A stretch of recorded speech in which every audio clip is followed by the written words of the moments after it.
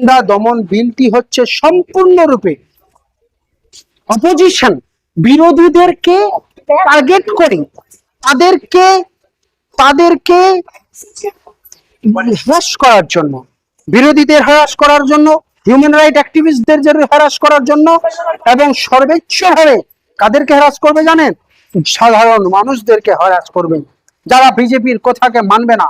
এটা সেই রকমই ধারা, যেই ধারাটা ইউএপি এর মাধ্যমে উমর খালিদকে অনির্দিষ্টকালের জন্য জেলে ভরে দিয়েছে।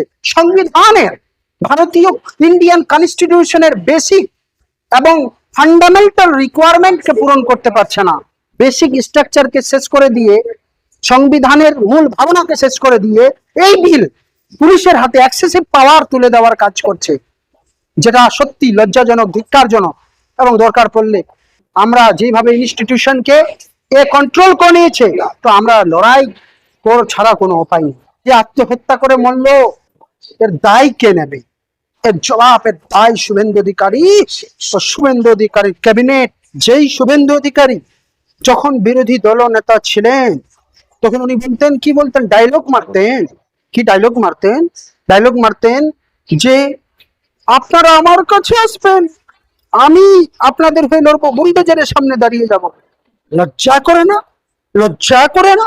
যেই সরকারে আসলেন, সেই গরিব মানুষদের পেটে লাঠি মারলেন।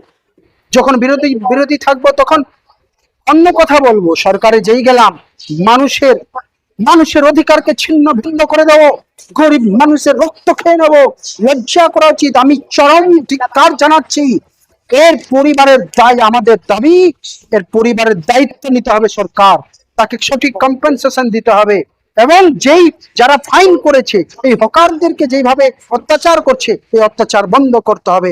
নাহলে জনগণ যেদিন মাঠে নেমে যাবে, রাস্তায় নেমে যাবে, যেভাবে ডিম থেরাপি তৃণমূল খেয়েছে, সেই ডিমের থেকে বড় থেরাপি হয়তো ভারতীয় জনতা পার্টির নেতারাও খাবে। যুব কংগ্রেসের নেতৃত্বে আমাদের মাননীয় প্রদেশ সভাপতি শুভঙ্কর সরকার মহাশয় বলেছেন, যুব কংগ্রেসের নেতৃত্বে ডাক দিয়েছেন 21শে জুলাই আমাদের প্রোগ্রাম হবে। জাতীয় কংগ্রেস একাই সেই প্রোগ্রাম করবো। আর যে খবরটা ছিল যে মমতা ব্যানার্জি মার্চ করে নেবে, সভাপতি হবে, এসব হবে, কিন্তু ভুয়ো খবর ছিল। গদি মিডিয়ার এই ভুয়ো খবর ছড়িয়েছে। আর যেইভাবে তৃণমূল বিজেপি হয়ে যাচ্ছে, তৃণমূলের লোকেরা বিজেপি হয়ে যাচ্ছে, আমার তো মনে হচ্ছে ডিম থেরাপি থেকে শুরু করে সব থেরাপি কিন্তু এখন ভারতীয় জনতা পার্টির জন্য আগামী দিনের জন্য রেডি হচ্ছে। মানুষ সহ্যের বাইরে হয়েছে। শুধু হিন্দু মুসলিম। এই যে মানুষটা মারা গেল, তার কি ধর্ম দেখা হলো? তার কি ধর্ম দেখা হচ্ছে? মানে সরকার না হিন্দুদের সরকার, না মুসলমানের সরকার, না ওবিসিদের সরকার, না এসসিদের সরকার, না এসটিদের সরকার। এই সরকার শুধুমাত্র পুঁজিপতিদের সরকার।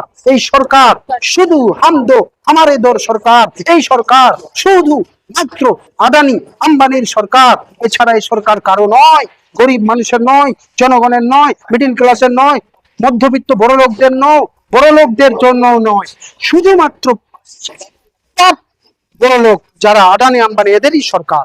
এই সরকারকে ভারতবর্ষের বুক থেকে, পশ্চিম বাংলার বুক থেকে ছুঁড়ে ফেলে দিতে হবে। সময় এসে গেছে। পথে এবং নামো সাথী, কোথায় হবে হচ্ছে না।